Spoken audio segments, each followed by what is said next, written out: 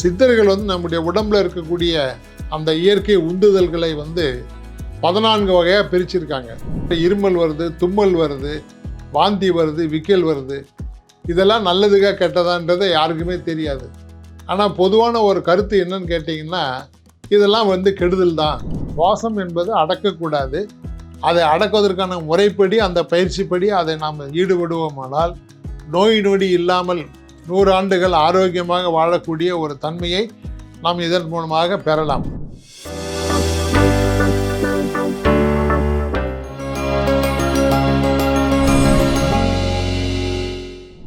பூங்காற்று நேயர்களுக்கு வணக்கம்.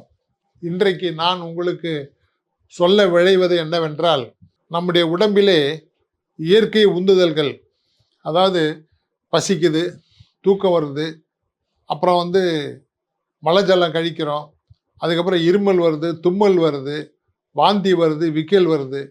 இதெல்லாம் நல்லதுக்கா கெட்டதான்றதை யாருக்குமே தெரியாது. ஆனால் பொதுவான ஒரு கருத்து என்னன்னு கேட்டிங்கன்னா, இதெல்லாம் கெடுதல் தான்.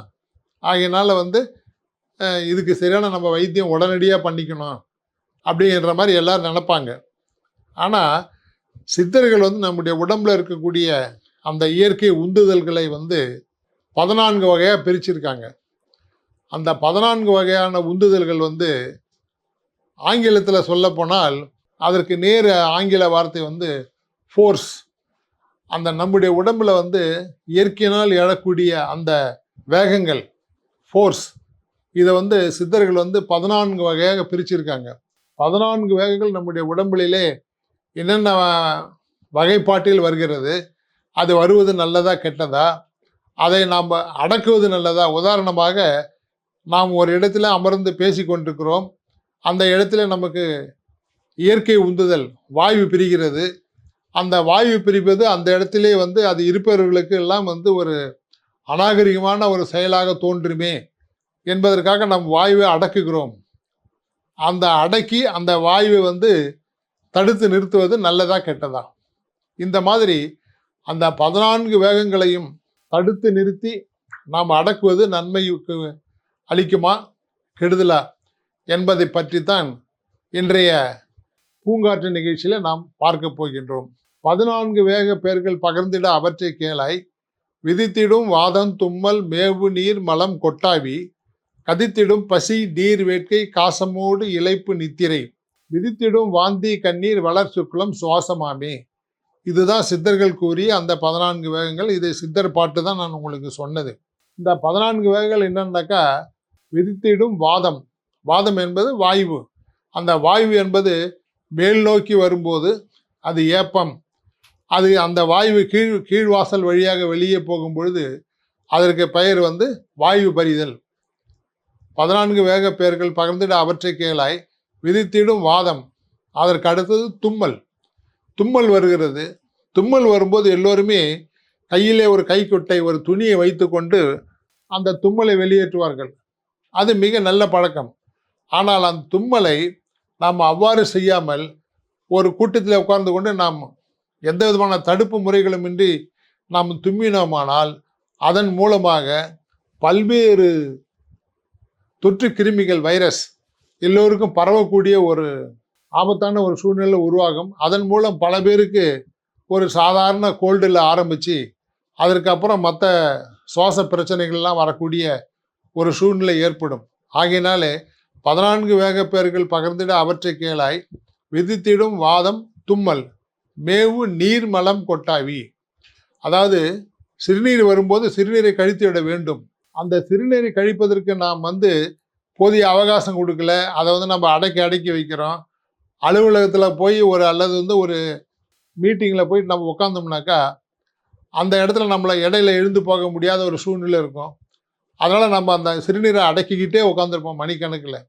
அந்த மாதிரி தினமுமே ஒருத்தர் அந்த மாதிரி ஒரு பயிற்சியில் ஈடுபடுறார் அப்படின்னாக்கா, அதனால் கல்லடைப்பிலிருந்து அதற்கு பிறகு கிட்னி பாதிப்பு வரை பல்வேறு வியாதிகள் நம்மளை பாதிக்கிறதுக்கு வாய்ப்பு இருக்குது. ஆகையினாலே எவ்வளவுக்குள்ள தண்ணீர் குடித்து எவ்வளவுக்குள்ள சிறுநீரை நம்ம அடிக்கடி கழிக்கிறோமோ அவ்வளவுக்குள்ள நம்ம ரொம்ப ஆரோக்கியமாக நல்ல நலத்தோடு இருக்கலாம். ஆக நீர் மலம், அதே போன்று மலம் தினசரி, எந்த விதமான முக்கல் முடகளுமின்றி எந்த விதமான ஒரு வேகத்தையும் காட்டாமல் இயற்கையாக மலத்தை நம்ம நன்றாக கழித்துவிட வேண்டும். அதை நமக்கு போதுமான அளவுக்கு வாய்ப்பு இல்லை, நேரம் இல்லை, அதற்கான சூழ்நிலை இல்லை என்று நாம் தினசரி மலத்தை அடக்கி அடக்கி வைத்தோமானால் அதன் மூலமாக மூல நோயிலிருந்து, வயிறு சம்பந்தமான இரைப்பை சம்பந்தமான நோய்களிலிருந்து இருதய நோய் வரை வரக்கூடிய ஒரு வாய்ப்பு எல்லாருக்கும் இருக்குது. ஆகையினால மலத்தை அடக்குவதும் தப்பு. மேவு நீர் மலம், அதற்கு அடுத்தது கொட்டாவி. ஒருத்தருக்கு கொட்டாவி வருதுன்னாக்கா, ஐயோ இந்த நேரத்தில் நம்ம கொட்டாவி விட்டோம்னா மற்றவங்க நம்மளை தப்பாக நினைப்பாங்களே, ஆகையில் நம்ம கொட்டாவி விடுறது இந்த இடத்துல அநாகரிகமாக இருக்கும் அப்படின்னு பையை வச்சுக்கிட்டு கொட்டாவியை அடக்குவாங்க. அதுவும் மிகவும் மிகவும் தவறான ஒரு பழக்கம். கொட்டாவி என்பதே நம்முடைய உடம்பில் உள்ள சில பற்றாக்குறை வாயு, அதாவது பிராணவாயு பற்றாக்குறையினால்தான் கொட்டாவி வருது. ஆகையினால கொட்டாவி விட்டோம்னாக்கா கொஞ்ச நேரத்தில் நமக்கு ஒரு புத்துணர்ச்சி கிடைக்கும். ஆனால் அதை அடக்கி வைக்கும்போது அந்த வாயு வெளியில் போகலைன்னா அதனால் பல நோய்கள் வரும். மேவு நீர் மலம் கொட்டாவி கதித்திடும் பசி, அதாவது பசியை அடக்குவதனால், பசி அது ஒரு உந்துதல், ஒரு வேகம். அந்த பசி நம்ம அடக்கி அடக்கி அடக்கி நம்ம அந்த பசிக்கு சரியான நேரத்தில் சரியான உணவை நம்ம வயிற்றுக்கு கொடுக்கலனாக்கா அதன் மூலம், அதாவது அந்த அமிலம் சுரக்கிறது அதிகமாகி அதன் மூலம் பல்வேறு நோய்கள், குடல் புண், அதற்கு பிறகு பிற்காலத்தில் குடல் புற்றுநோய் வரை எல்லா வியாதிகளும் வருவதற்கு அந்த பசியை அடக்குவதற்கு ஒரு காரணம். ஆகவே வள்ளுவர் கூறியபடி அற்றால் அளவறிந்துண்க அக்துடம்பு பெற்றான் நெடிதுவிக்குமாறு, நேரத்தோடு சாப்பிட்ணும். அந்த சாப்பாட்டை அளவுக்கு அதிகமாகவும் சாப்பிடக்கூடாது, ரொம்ப ரொம்ப மிக குறைந்த அளவில் தான் உண்ணணும் அப்படின்னு நினச்சிக்கிட்டா அப்படியும் சாப்பாட்டை ரொம்பவும் குறைச்சிடக்கூடாது. ஆகவே அந்த பசியை அடக்குவதும் பல்வேறு விதமான நோய்களுக்கு காரணமாகும். ஆகவே பசியை அடக்கக்கூடாது. பசி, நீர் வேட்கை, அதற்கு பிறகு நமக்கு தாகம் எடுக்குது. தாகம் எடுத்தோன்னா நம்ம உடம்புக்கு அந்த நீர்ச்சத்து ரொம்ப குறைவு. அந்த குறைவான நீர்ச்சத்தோடு நம்ம இருந்தோம்னாம நமக்கு களைப்பு, சோர்வு, புத்துணர்ச்சி இல்லை, அப்புறம் ரொம்ப பலவீனமான ஒரு சூழ்நிலை, இப்படிலாம் ஆரம்பத்தில் ஏற்படும். அதற்கு பிறகு இதையே நம்ம ஒரு பழக்கமாகவே தொடர்ந்து வச்சுக்கிட்டே இருந்தோம்னாக்கா, சாப்பிடாம இருந்தோம்னாக்கா நாளுக்கு நாள் நம்முடைய உடல் எடை குறைதல், அதற்கு விட உள் உறுப்புகள், அதாவது கல்லீரல், மண்ணீரல், ஈரல், இருதயம், மூளை, சுவாசப்பை போன்ற உறுப்புகளெல்லாம் அதுக்கு போதுமான அளவுக்கு ஊட்டச்சத்து கிடைக்காதனால அந்த உறுப்புகள் தளர்ச்சி அடைஞ்சிடும். ஆகையினால பசியை அடக்கக்கூடாது. அடுத்ததாக காசம் என்று சொல்வார்கள். அது சித்த வைத்தியத்தில் இருமல் என்கிற ஒரு பொருளிலே தான் அந்த காசம் என்கிற சொல் கையாளப்படுகிறது. ஆக இருமல் வருகிறது, நாம் இருமிக் கொண்டே இருந்தால் அடுத்தவர்களுக்கு இடைஞ்சலாக இருக்கும், அடுத்தவர்களுக்கு நம்முடைய இருமல் மூலமாக பல்வேறு கிருமிகள் அவர்களை தாக்கக்கூடும் என்பதன் காரணமாக நாம் இருமலை அடக்க நினைத்தோமானால் அதன் மூலம், அந்த இருமலை அடக்குவதன் மூலம் பல்வேறு விதமான நோய்கள் வரக்கூடிய வாய்ப்பு இருக்கின்றது. ஆகவே இருமல் வந்தால் அந்த இருமலுக்கு என்னென்ன வியாதிக்கு என்னென்ன மருந்து, எத்தனை வகையான இருமல் இருக்கிறது, அந்த எந்தெந்த வகையான இருமலுக்கு என்னென்ன மருந்து என்பதையெல்லாம் சித்தர்கள் சொல்லியிருக்கின்றார்கள். சாதாரணமாக இருமல் என்று வந்தாலே எல்லோரும் வெந்நீர் குடித்தாலே சாதாரண இருமலாக இருந்தால் அந்த வெந்நீர்லேயே அந்த இருமல் குணமாகிவிடும். அதற்கு பிறகு நம்ம வீட்டை சுற்றி இருக்கக்கூடிய அந்த ஆடாதோடை, துளசி, சித்தரத்தை, அதிமதுரம், சுக்கு போன்றவற்றின் மூலமாக அந்த இருமலை நாம் குடிநீர் கஷாயம் செய்து பயன்படுத்தி அந்த இருமலை அடக்கி கொள்ளலாம். ஆனால் அந்த இருமலை நாம் அடக்காமல் விட்டு விட்டோமானால் அதன் மூலம் நமக்கு பின்னாளிலே இந்த டிபி என்று சொல்லக்கூடிய வியாதியில இருந்து ஆஸ்துமா என்று சொல்லக்கூடிய வியாதி வரைக்கும் வரக்கூடிய வாய்ப்பு இருக்கிறது. ஆகவே இருமலை அடக்குவதும் ஒரு தொல்லையான ஒரு விஷயம், ஆபத்தான ஒரு விஷயம் என்பதைத்தான் இங்கே அந்த சித்தர்கள் குறிப்பிடுகின்றார்கள். ஆகவே இருமலை அடக்கக்கூடாது. இளைப்பு என்பது இந்த இடத்துல என்னன்னு கேட்டிங்கனாக்கா, இளைப்பு என்கிறது இருக்க இருக்க உடம்பு இழைச்சிக்கிட்டே போகும். அதுக்கு ஒரு பல்வேறு காரணங்களில் ஒரு காரணம் வந்து பல்மினரி டியூபர்குலோசிஸ், அதாவது டிபின்னு சொல்லுவோம் சாதாரணமாக. அந்த டிபி நோய் வந்தாலே உடம்பு இருக்க இழைச்சிக்கிட்டே போகும். அதை நம்ம வந்து ஏதோ நம்ம சாப்பிட்றது நம்ம உடம்புக்கு ஒத்துக்கல, அல்லது நமக்கு பசி இல்லை, அதனால் வந்து எனக்கு உடம்பு இழைச்சிக்கிட்டு போகுதுன்னு சாதாரணமாக விட்டுறக்கூடாது. ஆகவே அந்த இழைப்பை நம்ம அடக்குவோமானால் அதன் மூலம் உடம்பு இருக்க இழைச்சிக்கிட்டே போய் பல்வேறு விதமான நோய்களுக்கு அது காரணமாகும். ஆகவே இருமலையும் நாம் அடக்கக்கூடாது. அதே மாதிரி வந்து இழைப்புங்கிறது வேஸ்டிங் டிசீஸ். உடம்பு இருக்க இழைச்சிக்கிட்டே போகும், உடம்பு எடை குறைஞ்சிக்கிட்டே போகும்.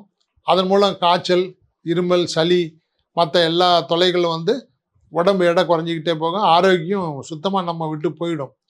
ஆகவே அந்த சுவாசத்தை நம்ம வந்து எப்படி அடக்கக்கூடாதோ அதே போல் இந்த இளைப்பு என்கிற ஒரு நிலையிலும் நம்ம வந்து அந்த நோயை வந்து நம்ம வந்து விட்டு வைக்கக்கூடாது.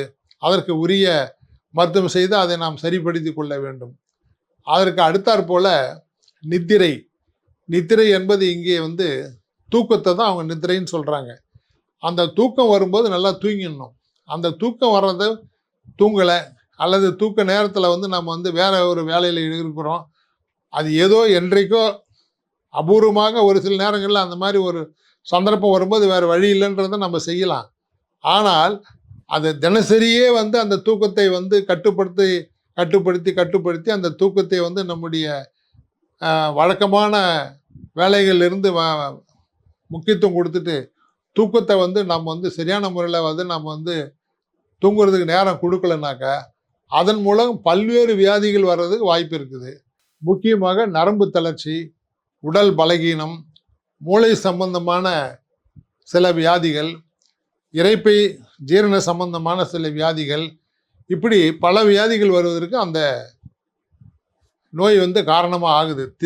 தூக்கத்தை அடக்குவது ஒரு காரணமாக அமைகிறது. ஆகவே குழந்தைகளாயினும் சரி, நடுத்தர வயதில் உள்ளவர்களும் சரி, வயதில் மூத்தவர்கள், பெரியவர்கள், வயதானவர்கள் அவர்களும் சரி, இன்னார் இவ்வளவு நேரம் தான் தூங்கணும்ன்றது ஒரு கணக்கு இருக்குது. எந்த நேரத்தில் தூங்கணும், எந்த நேரத்தில் முழிக்கணுங்கிறது உங்களுக்கு எல்லாருக்கும் தெரியும். ஆகினால அந்த தூக்க நேரத்தில் வந்து நம்ம நன்றாக தூங்கி இடையில சில பேருக்கு என்ன ஆகும்னாக்கா தூக்கம் வராது, பாதியில் முழிப்பு வந்துடும். அதுக்கப்புறம் திரும்ப தூக்கம் வர்றதுக்கு 1/2 மணி நேரம் 1 மணி நேரம் ஆகும். ஆனால் காலையில் 6 மணிக்கெல்லாம் எழுந்தால் தான் நான் என் வேலையை பார்க்க முடியும்னு சொல்லிட்டு சரியான தூக்கம் இல்லாமலே தினசரி அவர்கள் வந்து மற்ற வேலையில் அவங்க கவனம் செலுத்தினாங்கன்னா அந்த தூக்கம் சரியான முறையில் அவர்கள் வந்து தூங்காததுனால நரம்பு தளர்ச்சியில் ஆரம்பித்து மூளை சம்பந்தமான நோய்களிலும் சரி, இரைப்பை சம்பந்தமான நோய்களும் சரி, இருதய நோய்களும் சரி, மற்ற எல்லா நோய்களும் அவர்களுக்கு வந்து வருவதற்கு வாய்ப்பு இருக்கிறது. ஆகவே அவர்களுடைய வயசுக்கு தகுந்த மாதிரி எவ்வளவு நேரம் நன்றாக தூங்க வேண்டுமோ அந்த அளவுக்கு தூங்கி அவர்கள் வந்து முடித்து அவர்கள் வந்து மற்ற வேலைகளை கவனிச்சாங்கன்னா அவர்கள் நோய் நொடி இல்லாமல் ஆரோக்கியமாக நீண்ட நாள் உயிர் வாழலாம். விரித்திடும் வாந்தி கண்ணீர் வளர்சுக்களும் சுவாசமாமே.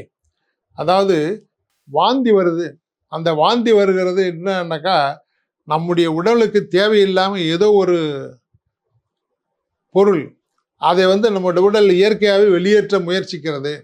ஆக வாந்தி வரும்போது அந்த வாந்தியோடு சேர்ந்து நம்முடைய உடலுக்கு வேண்டாத பொருள்களும் வாந்தியின் மூலமாக வெளியேறும். ஆனால் அதே வாந்தி தொடர்ந்து வருகிறது என்றால் அதுக்கு பல்வேறு விதமான காரணங்கள் இருக்கக்கூடும். ஆகவே வாந்தி வந்தால் எடுத்து விட வேண்டும், வாந்தியை அடக்கக்கூடாது. அந்த வாந்தியை அடக்குவதனால் அந்த வெளிவர வேண்டிய பொருள் உள்ளேயே தங்கி அதன் மூலம் பல்வேறு விதமான கோளாறுகள்லாம் ஏற்படுவதற்கு வாய்ப்பு இருக்கிறது. அதற்கு பிறகு கண்ணீர் வருகிறது என்றால் நாம் கண்ணீரை வெளியேற்றி விட வேண்டும். அதாவது அழுகிற சூழ்நிலை வருதுன்னா மனுஷன் அழுது தீர்த்திடணும், அதை வந்து அடக்கக்கூடாது. ஆக கண்ணீர் வந்தாலும் அடக்கக்கூடாது. வளர் சுக்கிலம் சுவாசமாமி. அதாவது சுக்கிலம் என்பது அந்த உயிர் நாடியான அந்த ஒரு நீர் நம்முடைய உடம்புல இருந்து வெளியேறக்கூடியது, நம்முடைய இனப்பெருக்கத்திற்கு அதிக ஆதாரமாக இருக்கக்கூடியது. அந்த சுக்கிலம் வந்து நாம் அடக்கக்கூடாது. அந்த சுக்கிலம் அது வந்து சித்தர்கள் வழிமுறை சொல்லியிருக்காங்க. மாதம் 2 முறை, தினம் 2 முறை, வாரம் 2 முறை, இதெல்லாம் உங்களுக்கு அர்த்தம் தெரியும். ஆகையினால அந்த சுக்கிலம் வந்து வெளியேற்றுவது என்பது இயற்கையான வழியில் எப்படி நாம் முறையாக வெளியேற்ற முடியுமோ அந்த மாதிரி வெளியேற்ற வேண்டும். ஆனால் அப்படி வெளியேற்றுவதே தவறு என்கிற ஒரு கோட்பாட்டிலே சில பேர் இருப்பார்கள். அது மிக மிக ஒரு தவறான காரியம். ஆனால் ஞானிகளும் யோகிகளும் அவர்கள் அந்த வாழ்க்கையில் இருக்கும் பொழுது அவர்கள் வந்து அந்த சுக்கிலத்தை வெளியேற்ற வேண்டிய வேலை இல்லை, அவர்களுக்கு அது தேவையும் இல்லை, அவர்களுக்கு அந்த உணர்வும் இருக்காது. அதற்கு காரணம் அவர்கள் அதிகாலை எழுந்து குளிர்ந்து நீர் குளித்து அதற்கு பிறகு ஆகாரத்தில் மிக மிக கட்டுப்பாடான உணவுகளை உண்டு அதற்கு பிறகு அவர்கள் பிராணாயாமம் யோகாசனம் போன்ற உடற்பயிற்சிகளை செய்வதன் மூலமாக அவர்களுக்கு வந்து எந்த விதமான தீங்கும் வராது. அவர்களுடைய தேக பொலிவை பார்த்தாலே ஒரு தேஜஸ், ஒரு ஒளிமயமான ஒரு உடல் அவர்களுக்கு இருப்பது நமக்கு தெரியும். ஆனால் சாதாரண வாழ்க்கையில் நாம் இருக்கின்றோம், குடும்ப வாழ்க்கையில் இருக்கிறோம் என்றால் நாம் அந்த இயற்கை நியதிகளுக்கு உட்பட்டு அந்த சுக்கிலத்தை வெளியேற்றுவோமானால் அது உடம்புக்கு நன்மை தானே தவிர கெடுதல் கிடையாது. ஆனால் அதை வெளியேற்றாமல் அடக்கி வைக்கும் பொழுது அதன் மூலமாக கல்லடைப்பில் ஆரம்பித்து பல்வேறு விதமான நரம்பு தளர்ச்சி நோய்கள் எல்லாம் வருவதற்கு அது காரணமாக அமைகின்றது. ஆகவே சுக்கிலத்தை அடக்கக்கூடாது. அதற்கு அடுத்தது வந்து சுவாசம். நாம் விடுகின்ற இந்த மூச்சு காற்று, இந்த மூச்சு காற்று சுவாசத்தை வந்து சாதாரணமாக இப்போ நான் முன்னாடியே சொன்ன மாதிரி யோகிகள் அவர்கள் வந்து என்ன பண்ணுவாங்கன்னாக்கா மூச்சு பயிற்சி யோகாசனம்லாம் பண்ணிட்டு மூச்சு பயிற்சி பிராணாயாமம் பண்ணுவாங்க. அதை அவர்கள் வந்து அவர்களுடைய குரு மூலமாக நன்றாக தெரிந்து வைத்து கொண்டு முறையாக செய்வார்கள். முறையாக தினசரி அதிகாலையில் அந்த பயிற்சியில் ஈடுபடும் போது அதுவும் அந்த யோகா பயிற்சியை செய்வதற்கு அந்த பத்மாசனம் என்கிற ஒரு ஆசனத்தை அமர்ந்து அதன் மூலமாக அந்த பயிற்சியில் ஈடுபடும் போது அவர்களுக்கு நோய் நொடி இல்லாத 100 ஆண்டு வாழக்கூடிய ஒரு அம்சம் அவர்களுக்கு கிடைக்கிறது. ஆனால் இல்வாழ்க்கையில் இருப்பவர்கள் இதையெல்லாம் தெரிந்து கொள்ளாமல் புரிந்து கொள்ளாமல் நானும் பயிற்சி செய்கிறேன் என்ற ரீதியிலே எந்த விதமான ஒரு வழிகாட்டுதலும் இல்லாமல், குருவனுடைய அனுசரணையோ வழிகாட்டுதலோ இல்லாமல் அவர்களாக தெரிந்து கொண்டு ஒரு மூச்சு பயிற்சி செய்வார்களே ஆனால் அது தொல்லையில் தான் முடியும். ஆகவே சுவாசம் என்பது அடக்கக்கூடாது. அதை அடக்குவதற்கான முறைப்படி அந்த பயிற்சிப்படி அதை நாம் ஈடுபடுவோமானால் நோய் நொடி இல்லாமல் 100 ஆண்டுகள் ஆரோக்கியமாக வாழக்கூடிய ஒரு தன்மையை நாம் இதன் மூலமாக பெறலாம். ஆகவே இந்த பூங்காற்று நிகழ்ச்சியின் மூலமாக இம்மாதிரியான ஒரு சித்தர்கள் கூறிய சித்த மருத்துவத்திலிருந்து நல்ல கருத்தினை கூறுவதற்கு எனக்கு ஒரு வாய்ப்பளித்த இந்த பூங்காற்று நிகழ்ச்சிக்கு என்னுடைய நன்றியறிதலை தெரிவித்துக் கொண்டு இனி ஒரு நிகழ்ச்சியில் சந்திப்போம் என்று கூறி விடைபெறுகிறேன். நன்றி, வணக்கம். பூங்காற்று இது நாளைய நல்வாழ்விற்கான வழிகாட்டி.